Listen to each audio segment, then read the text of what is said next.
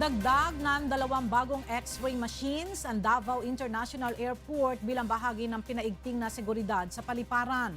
Narito ang report ni Marisol Montaño. Patuloy na pinaiigting ng Davao International Airport ang kanilang seguridad para sa mga pasahero na papasok at lalabas ng lalawigan. Kaugnay nito, 2 bagong hand-carry X-ray machines ang kanilang idinagdag sa kasulukuyang 4 na baggage inspection machines. Ayon kay Atty. Romalino Valdez, Chief na Export Coordinating Division ng Bureau of Customs, madali nito madedetect kahit maliit na bagay na bawal ipuslit sa loob ng paliparan kagaya na lamang ng ipinagbabawal na gamot at contaminated meats. Makikita natin kung anong dala nila sa loob, kung may metal, kung mayroong mga gamot na pinagbabawal, mga illegal, makikita po yan dyan kasi magre-register sa machine. Sa pamamagitan din aniya nito ay masusi na rin maiinspeksyon ang hand-carry baggages ng mga pasahero na kadalasang nakakalusot sa security check.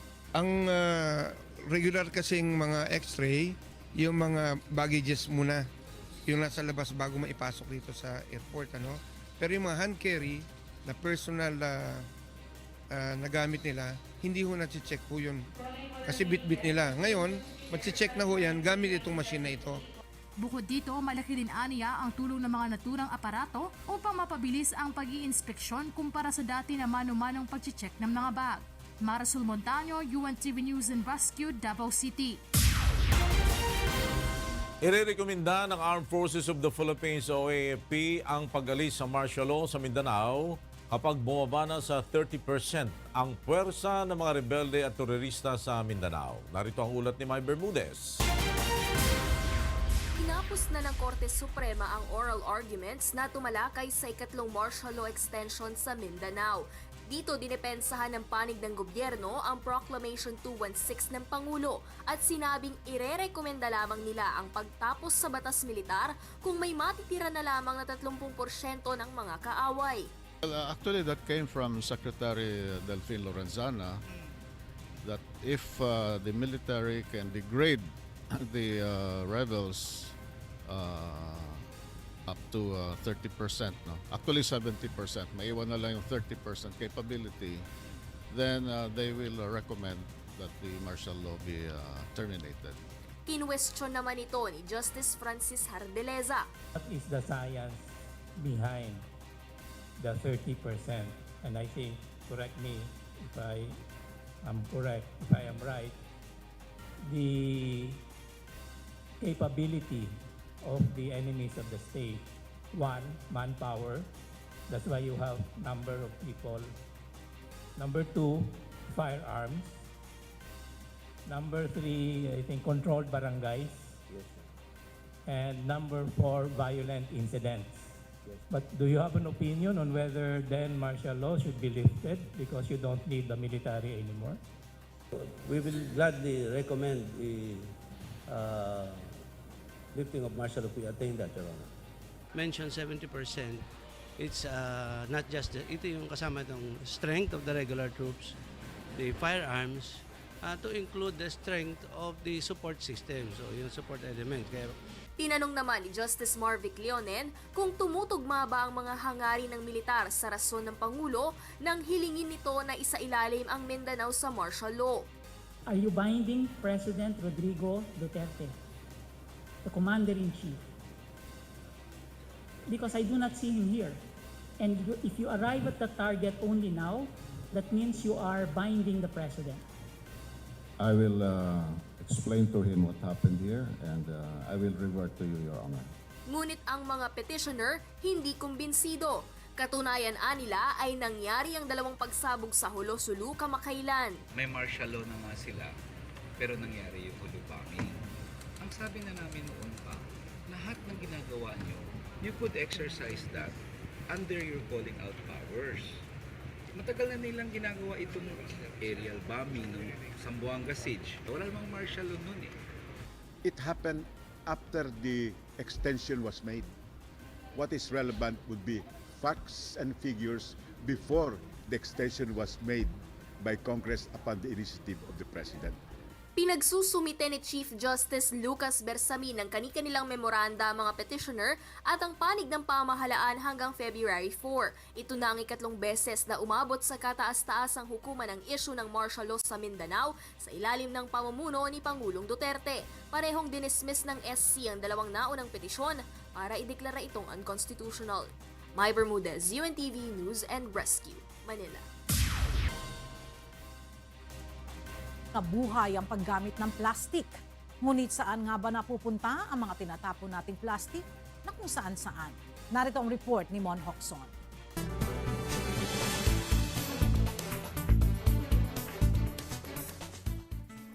Ayaw mo ba sa plastic?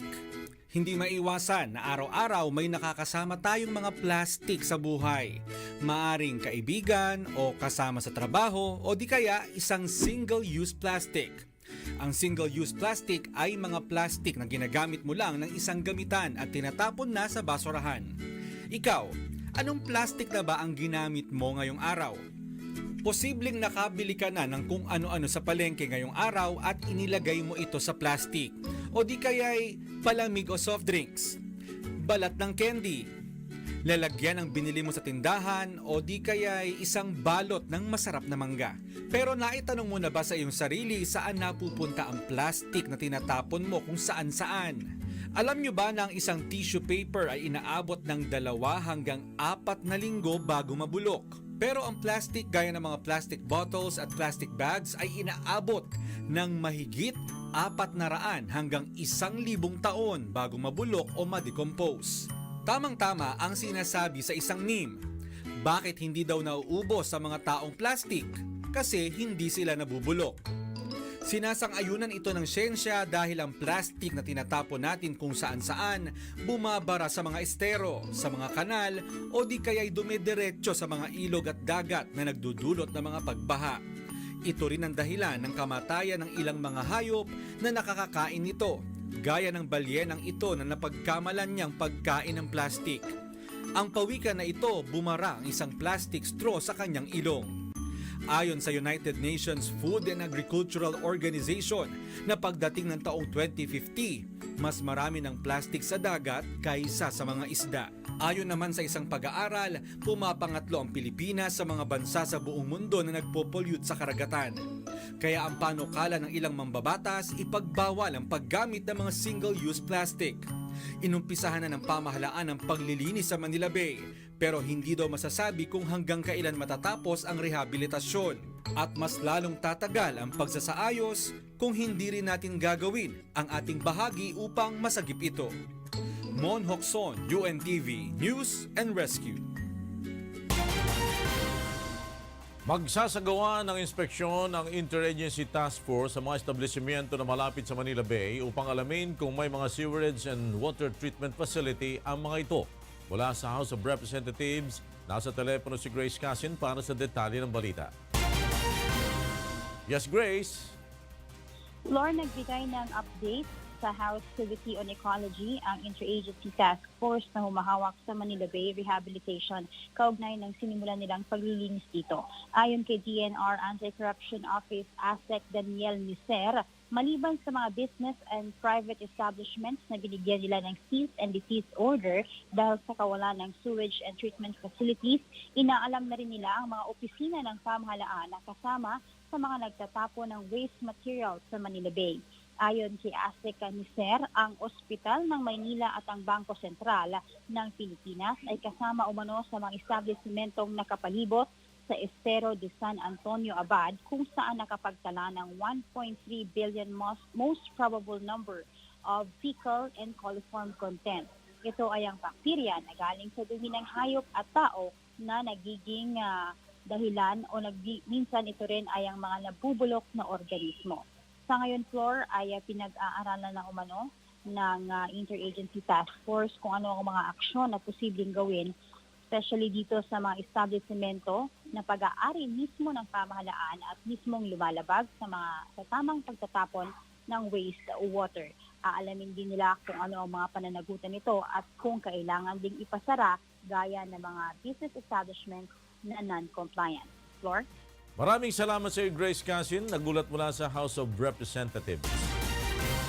I-inspeksyonin ngayong araw ng Laguna Lake Development Authority ang ilang establishmento sa Maynila upang malaman kung may maayos na water treatment facility ang mga ito. At mula sa Maynila, nasa linya ng ating telepono si Joan Nano para sa detalye ng balita. Magandang tanghali sa iyo, Joan. Yes, magandang tanghali sa iyo, Ella. Sorpresang binisita kaninang umaga ng mga tauhan ng Laguna Lake Development Authority ang ilang establishmento dito sa lungsod ng Maynila. Layo nito na makita kung may maayos at tamang water treatment facilities ang mga ito. Kasama ng LLDA na nag-inspeksyon ang mga kawani ng Environmental Management Bureau ng DNR. Unang pinuntahan ng grupo ang isa sa pinakamatandang establishmento dito, ang Manila Hotel. Subalit hindi na natuloy ang aktwal na inspeksyon dahil agad namang naipresenta ng Pollution Control Officer ng hotel ang kopya ng kanilang Certificate of Interconnection sa Maynilad. Nangangahulugan nito, Ella, na konektado ang kanilang sewerage system sa water treatment facility ng Maynilad. Ayon pa sa management ng Manila Hotel, umaabot sa 1.3 million pesos ang kanilang binabayaran kada buwan sa Maynilad upang masiguro na wala silang naitatapong dumi sa Manila Bay. Sunod namang pinuntahan ng grupo itong Luneta Hotel at sa inisyal na impormasyon na nakuha ng LLDA, walang sariling sewerage treatment plant itong hotel. Sa ngayon ay plano pa lamang ng LLDA na kumuha ng sample water discharge dito sa Luneta Hotel at isa sa ilalim ito sa mga pagsusuri upang malaman kung kontaminado nga ba itong tubig na ito na posibleng na itatapon sa Manila Bay. At sa oras na mapatunayang may paglabag, posibleng isyuhan ng notice of violation ng LLDA itong Luneta Hotel. Yan muna ang latest mula pa rin dito sa Maynila. Ella? Maraming salamat, Joan Nano mula sa Maynila. Sa iba pang balita, umapila si Pangulong Rodrigo Duterte sa mga magulang na samantalahin ang mga libreng bakuna ng pamahalaan para sa kanilang mga anak. Narito ang report ni Victor Cosare. Sa ulat ng World Health Organization, nakapagtala ng mahigit 17,200 reported cases ng measles o tigdas sa Pilipinas mula Enero hanggang Nobyembre noong nakaraang taon. Mas mataas ito ng 367% kumpara sa naitalang kaso sa kaparehong panahon noong 2017. Ayon sa Department of Health, 40% ang ibinaba ng bilang ng mga nagpapabakuna noong 2018 para sa measles, bagay na ikinababahala ng pamahalaan. You're gonna have outbreaks sooner than later. Kaya nanawagan si Pangulong Rodrigo Duterte sa mga magulang na i-avail ang vaccination program ng pamahalaan at huwag matakot na pabakunahan ang kanilang mga anak.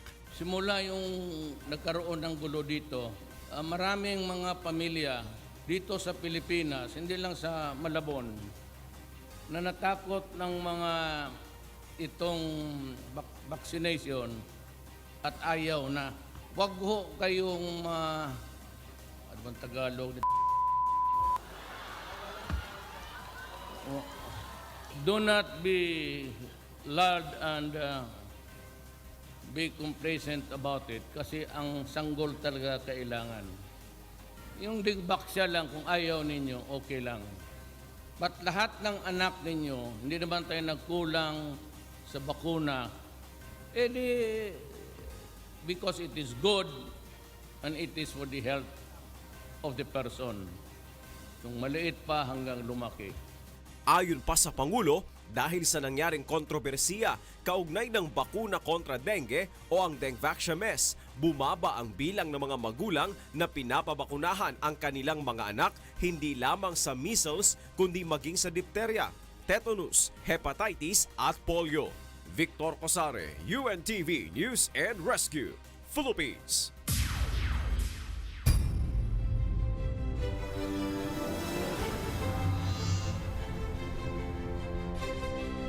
Sisimulan na ang training ng mga gurong magsisilbi bilang electoral board sa halalan. Samantala, isinusulong ng DepEd na maging tax-free ang tatanggaping honoraria ng mga guro sa darating na halalan. Narito ang report ni Aiko Miguel. Ilagdaan na kahapon ng Commission on Elections, Department of Education at Department of Science and Technology ang isang kasunduan para sa training ng mga public school teachers na magsisilbi bilang electoral board sa May 13 midterm elections. Ito ay upang mas maging handa ang mga guro sa automated election system na gagamitin sa halalan. meaning mag-start na yung ating training. So kung makikita ninyo, of course, ang priority natin under the rules are the teachers, and then after that, it will be certified by the DOST. Then after that, pag nakapasa na sila, isasalang na natin sila sa election.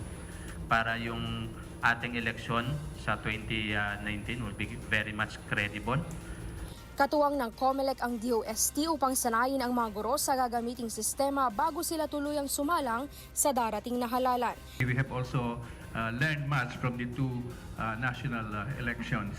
So we expect to certify 171,512 BEIs because there is a required minimum of at least one certified BEI per precinct, and we will deploy 281 certifiers coming mostly from DOST and its agencies. Ipinahayag naman ni Undersecretary Alain Del Pascua na isinusulong nila na maging tax-free ang mga tatanggaping honorarya ng lahat ng mga guro. Ayon kay Undersecretary Del Pascua, ang mga Teacher 1 category lang ang nakatanggap ng buo sa kanilang honorarya noong nakaraang barangay at SK elections taong 2018. Katulad nung last year na ginawa rin namin ito sa BIR at saka sa Congress, but for lack of time, we were not able to resolve it. At yung marami sa mga teachers ay nalagyan ng tax sila. Nilinaw naman ng DepEd official na ikinagagalak nilang naging mabilis ang distribusyon ng mga honorarya ng mga guro sa nagdaang BSKE. Wala pa umanong 15 araw ay natanggap na ng mga guro ang kanilang honorarya, hindi tulad dati na inaabot pa ng ilang buwan bago makuha. Sa ilalim ng Republic Act 10756 o ang Election Service Reform Act, voluntaryo at hindi mandatory ang paninilbihan ng mga guro tuwing halalan. Lahat ng miyembro ng Electoral Board ay may kaukulang halaga ng honorarya at travel allowance. Makakatanggap ang chairperson ng Electoral Board ng 6,000 pesos. Bawat miyembro ng Electoral Board ay may 5,000 pesos na honorarya. Ang Department of Education Supervisor Official o DESO ng 4,000 pesos at 2,000 pesos sa bawat support staff. Lahat naman sila ay makakatanggap ng 1,000 pesos para sa kanilang travel allowance. Inaasahang nasa 262,500 na guro ang magsisilbi sa darating na eleksyon.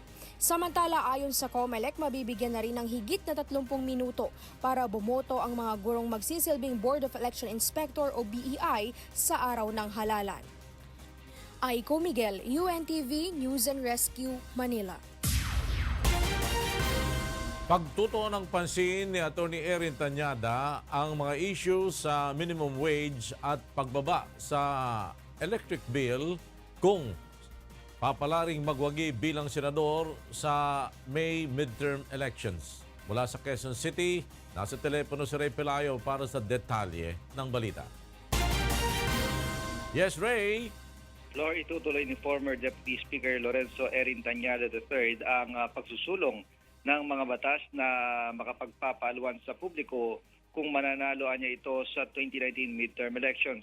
Sinabi ni Tanyada sa programang Get It Straight with Daniel Razon na pagtutuunan nito ng pansin na mapataas pa ang minimum wage sa iba pang mga lalawigan.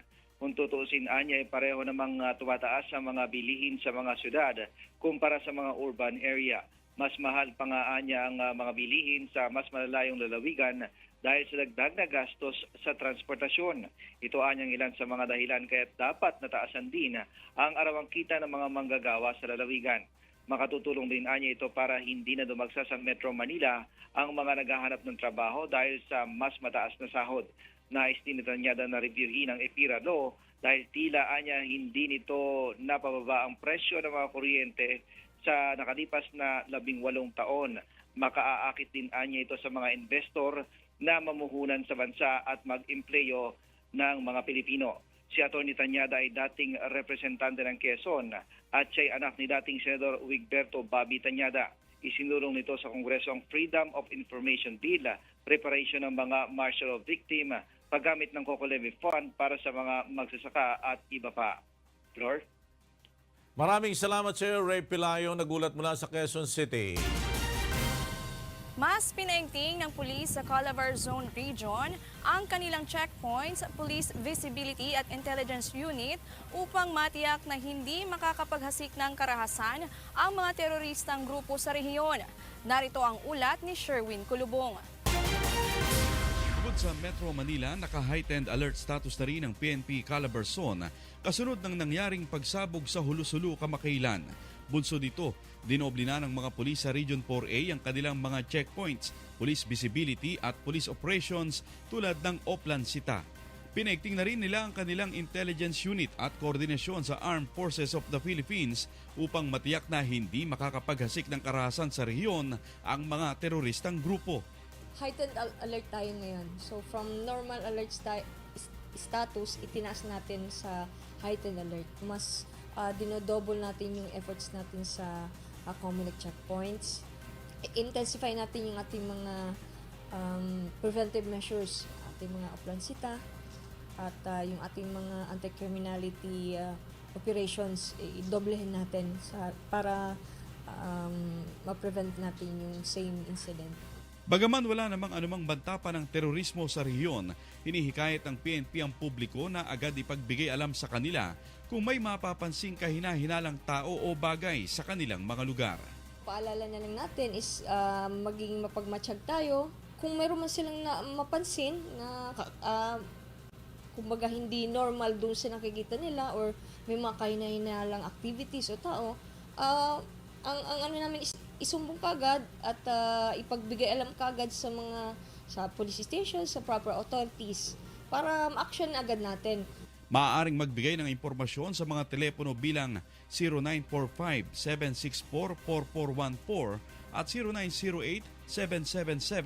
0908-777-9992 ang publiko sa rehiyon para sa kanilang nais isumbong. Sherwin Kulubong, UNTV, News and Rescue, Laguna. Makakauwi na sa kanilang mga tahanan ang nasa mahigit 100 pamilya sa Tiwi Albay matapos ang isang buwang pananatili sa evacuation center. Narito ang ulat ni Alan Manansala. Hinugutan na kan lokal na pamahalaan kan Tiwi Albay ang nasa 140 pamilyang evacuee na makauli sa saindang mga harong subanggi. Ini matapos ang sarungbulan na pamamantinir kan mga ini sa evacuation center sa Naga National High School. Ang mga evacuees hali sa tulong barangay Kantiwi nasaro sa apektado kan pagragasa kan Bagyong Usman kan Disyembre 2018. Ang mga nasabing barangay iyo ang Maynonong, Naga Asinsugod. Hadit man ang nagkapirang nakauling residente sa saindang kamugtakan kausa sa sinapo kan saindang mga harong. Arog ni Mang Joseph, kausa dakula ang naging raot kan sa iyang harong asin nagahadit na dagos na ining mawasak. Nakakatakot na talaga dito sa amin. Ayoko na matulog dyan. Kung may nakauli na sa saindang harong, iba man ang sitwasyon ni Aling Florife. Kaibahan sa iyan pamilya, mamamantinir pasinda sa evacuation center sa Naga National High School. Saruan pamilya ni Aling Florife sa 10 pamilya na nawaran in Istaran kausa sa landslide. Asin mayo pang malilipatan kausan kawaran nin mapagkukuan na nin budget kaya pakiuron ni Aling Florife sa gobyerno na matabangan sinda. Yun po, dapat bigyan naman po kaming, matulungan kaming mga mabigyan ng bahay. Kasi wala po kami, mahirap lang po kami. Wala talaga kami pang pabahay. Sa ngunyan dai paaram ni Aling Florife kung pirang aldaw o bulan pa sinda mamamantinir sa evacuation center. Naglalaom sa nasinda sa mga relief goods hali sa gobyerno. Alan Manansala, UNTV, Bareta, Asin, Pagsalbar, Tiwi Albay. Pinaghahandaan na ng mga flower growers sa La Trinidad ang nalalapit na Pinagbenga Festival. Narito ang ulat ni Grace Doctolero.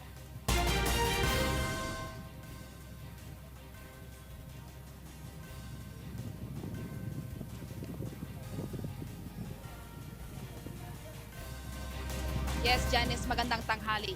Adaw manay kan nababapay ti presyo dagiti sabsabong agapu ijay La Trinidad Benguet daytoy tinaybagan ni Mayor Romeo Salda. Iti La Trinidad may mas asidag nga panagrambak iti panagbangakan inton February 14 nga aldaw dagiti puso. Okay naman sa bahong Alno, Alapang, Lobas in other barangays. Medyo na kwan sila nung Typhoon Opong but they recovered. So ang kwan nito kasi sa February 14 talagang maraming nag-order. Hope na magre-recover, hope na walang typhoon ngayong January para sa February 14 okay yung mga harvest nila. Sigurado sa February 14 tataas yung mga especially yung rose.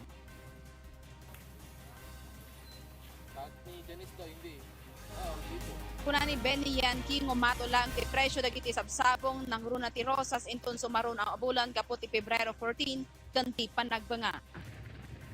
Kasi yung price naman ngayon medyo stable doon sa 250 at 300. Noon nag-fluctuate. Pabigla-biglang pataas, kinabukasan bababa. Kaya mas maganda ngayon kasi may stable na kon. Kapag mag-colts ka kasi kailangan na lagay sa styro. Yung talagang hindi naarawan, hindi nalalamigan. Parang andun sa air conditioner room na stable yung climate.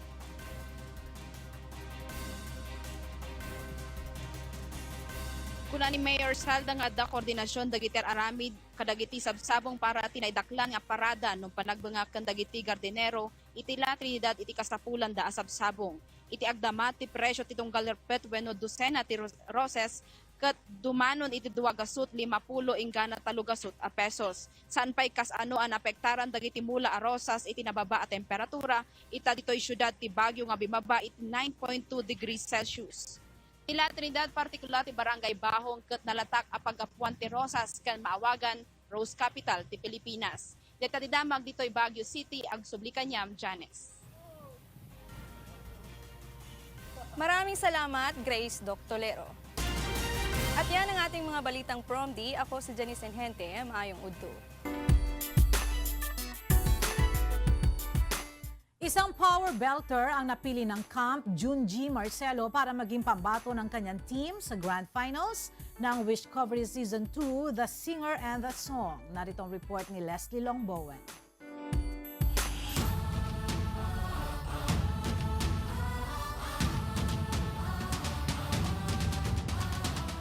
Matapos ang Camp Rani Raimundo, sunod na sumalang sa knockout battle ng Wishcovery Season 2 sa Wish 1075 bus ang team ni Wishcover co-poster Junji Marcelo.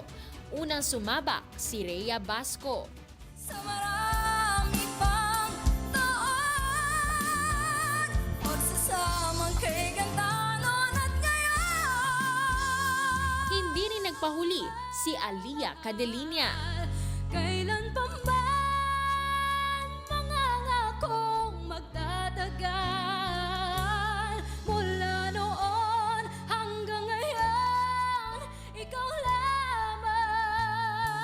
Isang Wishcovery naman mula sa Camp Moy Ortiz ang nabigyan ng pagkakataon na makabalik sa kompetisyon bilang producer's pick, si Shaira Mainit. Sa puso ko'y laging ikaw, laging